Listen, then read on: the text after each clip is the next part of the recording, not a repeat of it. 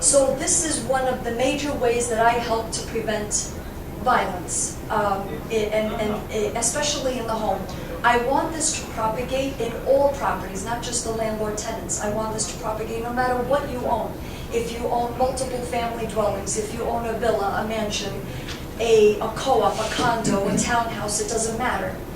What I'm looking to do is change the face of residency and make this a mandatory condition of residency, because that's how it should be.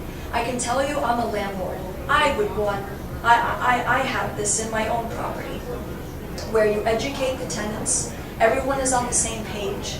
The landlord, I'm protected because I know that you are not going to act in any way that is abusive, and if you do, you know, because you signed the waiver in the addendum, in the lease of my policy, you know that you will be evicted. So I feel like it is a win-win all around. And I want this to carry over into, even if you own your property outright, I want for insurance companies and mortgage companies to partner with Osso Safe, where you will not be allowed to obtain a mortgage, you will not be allowed to take out an insurance policy unless you become Osso Safe certified. In other words, you're not abusive. I feel like if this gets employed, one property after another, it'll catch on, and home violence will significantly decrease.